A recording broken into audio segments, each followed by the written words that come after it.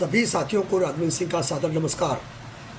मैं social media के विभिन्न प्लेटफॉर्म पर देख रहा हूं कि आदरणीय कमिश्नर कानपुर ये कहते हुए बताए जा रहे हैं कि आईटीबीपी के कमांडेंट श्री गौरव प्रसाद जी ने जो कुछ किया उनसे कमिश्नर कार्यालय या कमिश्नर के पद की गरिमा को नुकसान पहुंचा है। मैं समझता हूं कि कमांडेंट गौरव प्रसाद जी ने एक भी ऐसा कार्य नहीं किया है जिसमें कमिश्नर के पद की किसी गरिमा को या कमिश्नर के कार्यालय को अपमानित किया गया हो।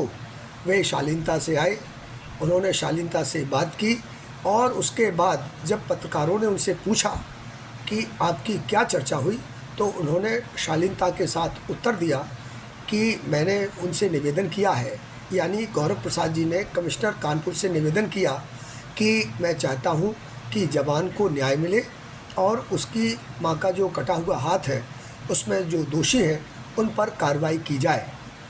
अब इसमें कहां ऐसी बात आ रही है जहां कमिश्नर साहब के कार्यालय का या उनके पद का किसी प्रकार से हनन हुआ। हाँ, ये बात ज़रूर है कि कमिश्नर महोदय और सीएमओ कानपुर ने ज़रूर अपने पद का दुरुपयोग किया और ये साबित कर दिया यदि कमांडेंट गौरव प्रसाद जी कमिश्नर महोदय से नहीं मिलते तो आईटीबीपी का जवान अपने मां का हाथ लेकर के इसी तरह से सड़कों पर मारा फिरता रहता।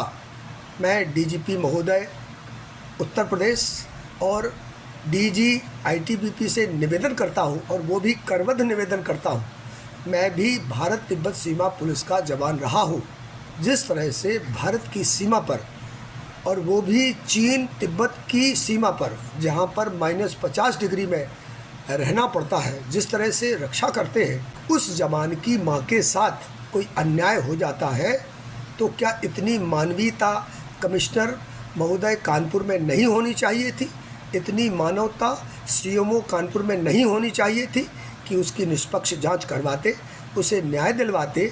अरे ये तो सामान्य बात है, ये आम आदमी भी जानता है कि हाथ अपने आप खराब नहीं हो गया, कहीं ना कहीं उनकी मां के हाथ में इंजेक्शन लगाया और वो इंजेक्शन गलत लगा। उस गलती के कारण जो इन्फेक्शन फैला उसके कारण उनकी मां का हाथ काटना पड़ा। इसमें कोई ज़्यादा जांच की आवश्यकता ही नहीं है, सीधा सीधा सामने दिखाई पड़ रहा है। लेकिन यह भी कमिश्नर कानपुर को और सीएमओ कानपुर को नहीं दिखाई दिया, इसके लिए वे पूरी तरह से दोषी हैं। उत्तर प्रदेश सरकार को इसके लिए उन पर सख्त कार्रवाई भी करनी चाहिए और कमिश्नर कानपुर को तो तत्काल प्रभाव से कानपुर से हटा देना चाहिए और आईटीबीपी के उस जवान का जो देश की सेवा में लगा रहता है न्याय मिल सके। सीएमओ को तत्काल प्रभाव से गिरफ्तार करके जेल भेजा जाए।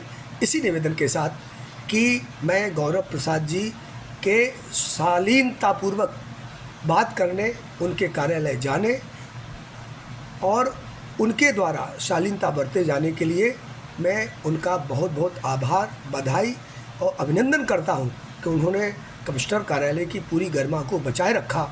रहा सवाल जवानों का, तो आईटीबीपी का जब कमांडेंट कहीं चलता है तो उसका एक प्रोटोकॉल होता है और उस प्रोटोकॉल में वो जवान उसकी सुरक्षा के लिए तैनात रहते हैं।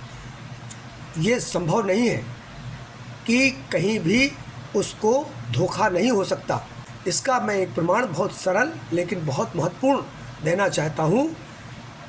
माननीय उत्तर प्रदेश के मुख्यमंत्री से ये निवेदन करूँगा, माननीय प्रधानमंत्री से निवेदन करूंगा, माननीय अमित शाह जी से भी निवेदन करूंगा और माननीय डीजीपी उत्तर प्रदेश से निवेदन करूंगा और माननीय डीजी महोदय आईटीबीपी से निवेदन करूंगा कि कीर्तिशेष इंदिरा गांधी की हत्या उनके ही अंगरक्षक ने कर दी थी। क्या ऐसी घटना कानपुर में संभव नहीं थी जहां कमांडेंट की सुरक्षा ही खतरे में पड़ जाती? और यदि कमांडेंट की सुरक्षा में तैनात कर्मियों ने अपना प्रोटोकॉल निभाया तो वहाँ कमिश्नर के कार्यालय की या कमिश्नर की गरिमा को कौन सा आघात पहुँचा, ये मेरी समझ से परे है। इसी निवेदन के साथ कि इसमें बहुत सोच समझ करके कार्रवाई की जाएगी और कमिश्नर जो आंख मिला करके भी बात नहीं कर पा रहे हैं कैमरा के सामने। मैं तो एक और निवेदन करता हूं कि कमिश्नर कानपुर और सीएमओ कानपुर की संपत्ति की भी जांच करवाई जाए कि पूरे देश में इनकी कहां कहां कितनी संपत्तियां हैं। इसी निवेदन के साथ सभी को मेरा जय हिंद, जय भारत, जय माँ भारती, वंदे मातरम।